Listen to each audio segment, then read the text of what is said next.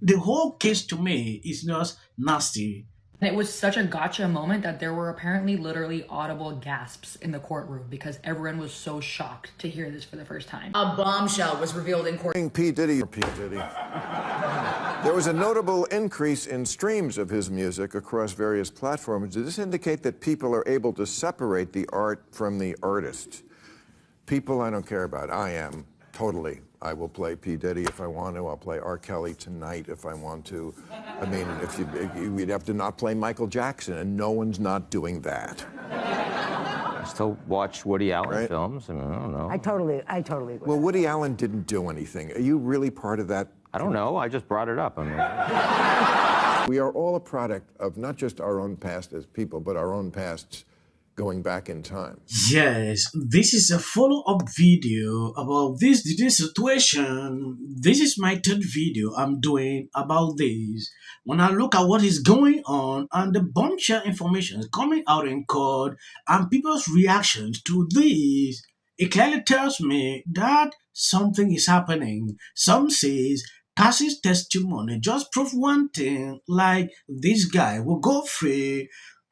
Like you saw, I've watched a certain video of Bill Maher saying he will continue to play his music videos. Yesterday, Cassie Ventura dropped what people were referring to as a bombshell when she revealed for the first time on cross-examination that she received a $10 million settlement from the Intercontinental Hotel in connection with the 2016 assault. News articles and people are calling this a bombshell admission because this is the first time that the jury heard about this $10 million settlement that she received from the Intercontinental. The prosecution had asked her, do you have any financial motive to be testifying here today? And Cassie Ventura testified no. The prosecution made a big mistake by not bringing up this settlement on direct examination. And they might have made a big mistake by asking that question of whether or not she had any financial motive to testify, letting her say no, and then opening the door for the defense to ask her about it on cross-examination. I mentioned before, I'm a former prosecutor and a current criminal defense attorney, and literally on the first day of trial skills in law school, they teach you that if you have a witness that you're gonna put on the stand and you know they have bad facts, you need to get ahead of those bad facts. Meaning that the prosecution should have asked her about the settlement on direct and controlled the narrative around it. And you also know as an attorney that absolutely any witness you're putting on the stand is going to get cross-examined. So of course that's a part of your trial strategy. Like, what is the other side going to try to expose? What are the weaknesses my witness has? What are their main points going to be on cross-examination? Like, as an attorney, you have to think of both sides always, and you should always be anticipating the questions that the other side is going to have for your witnesses. They should have let Cassie explain that she got this $10 million settlement, that she still is here to testify anyways, that she would have done it regardless of the settlement, and they could have killed the blow that that admission is going to land on the jury. The settlement would not have been such a big deal if it would have come out on direct examination.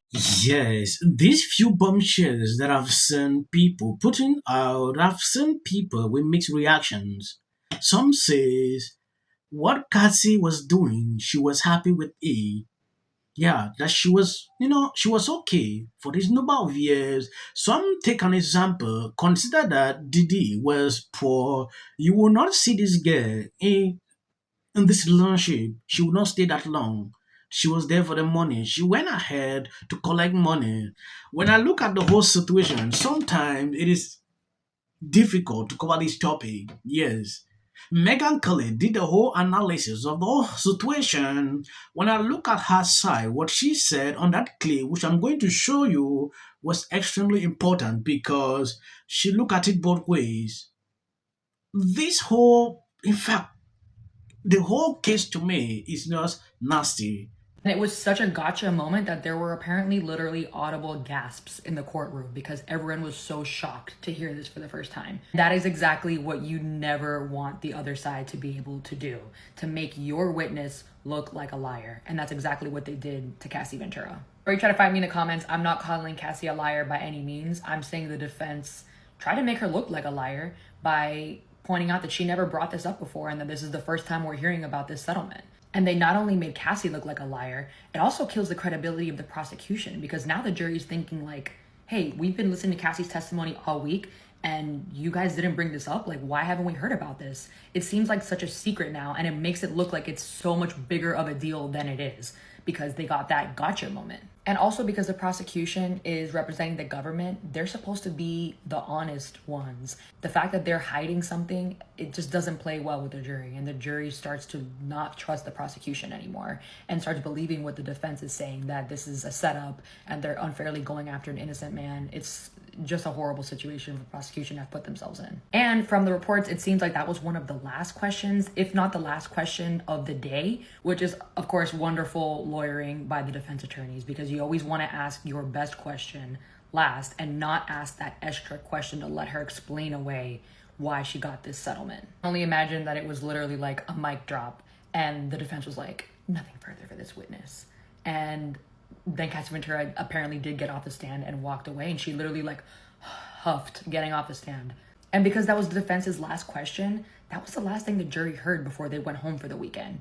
That means that they are going to be thinking about that last question and Cassie's response for the rest of the weekend, and it's really going to sink in. Honestly, this was such an amateur mistake on behalf of the prosecution, and I'm very surprised that for a trial that is this high stakes and this high profile, attorneys will be making mistakes like that. It's kind of crazy. What this lady is saying clearly state the minds of a lot of people that I've seen on social media. Like, this was a big blunder. It paved the way. Like, they are liars. That is the impression that I've given to a lot of people. For a very long time now, they have been talking about, oh, the settlement was this amount. Nobody was talking about this because they never knew that this has happened. Meaning, she took money here, took money the other side again. To me, that should have not been the case here. I'm horrified by this case. And the more I look at it, the more I think the case is getting stronger by the day against Diddy, so the claims against him. I do not predict he's definitely going to get convicted, but I'm more and more believing it's likely. And that's because watching, for example, the cross-examination of the star witness has been, I think, kind of underwhelming. I thought that they'd have more, and I thought that they'd be a little bit more skilled, but instead they seem to be all over the board, the defense counsel, on trying to just score points with her. And they're clearly, I get it, trying to prove that she consented to some of this behavior. Okay? You need to prove that she consented to all of it. That's the truth. I mean, more accurately stated, the prosecution needs to prove that there were at least some of these encounters, so-called freak-offs, that were not consensual on her part.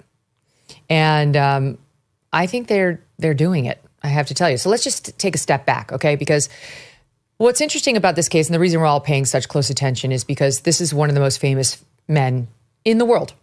Sean Combs, Puff Daddy, P. Diddy, whatever, is one of the biggest celebrities in America, in the world. The people who cover the entertainment industry, the people who cover the music industry, where the hell were you losers?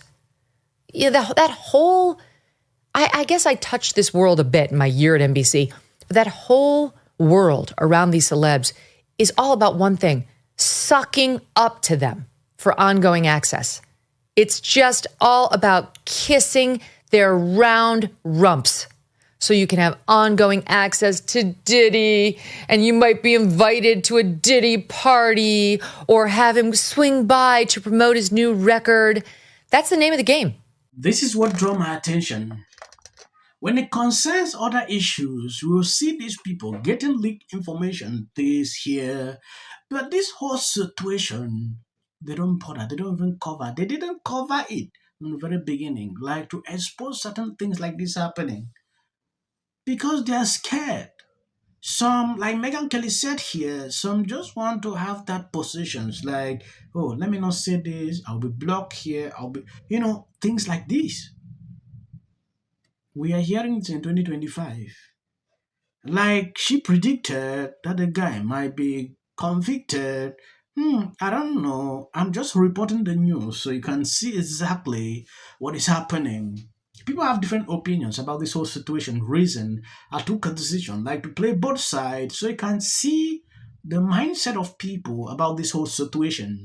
Yes, you heard the other lady, what she has observed, and Megan Kelly observations about the whole thing. Why don't we choose more carefully who we're going to lionize? Not just us, but like the Harvards and the MITs of the world. Look how they lionized Epstein, not to mention the Bill Clintons. Why don't we choose more carefully who we're going to put up on these pedestals? They're like little unhinged drunk people. Nothing they do makes sense. A 5-year-old is capable of rifling through somebody's bag and taking things that don't belong to them. White people don't want to live around ratchet black people, and black people don't want to live around ratchet black people. I mean, it's nothing like going to the Walmart on a Sunday morning and then you see the Bonnet Crew walk in. Loud, obnoxious, the kids are everywhere, in every aisle, unattended, and that's anywhere you go. Black fatigue. This video might make you uncomfortable, but the truth will come out, justice will prevail. It also shouldn't be racial. Require Carmelo to run.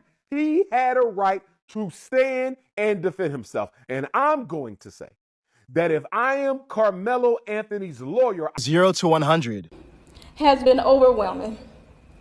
The lies in their amplification. This is not going to end. Right is right and wrong is wrong. All good. If you see any clips after this, that is just for the YouTube algorithm. What if he says self-defense? There's no self-defense because kids in here and resolve this issue is called conflict resolution. Again, the evidence is still coming in. This is definitely a self-defense case because it always is one until you look at the facts of the case and compare the two. You have to compare who was the initial aggressor. Bedroom, because she's fearful of what might happen to her. Followers for anything, and then the Registration Act is talking about this man, Kilmer. My summary of the first 100 days is that if film and TV productions continue to first term, and you will be very. Once again, the field was littered with Kardashians. Swoop, just invite them all, which is what Anna Wintour does every year. This Carmelo Anthony case, Michelle Obama, every day To live in the White House. Many people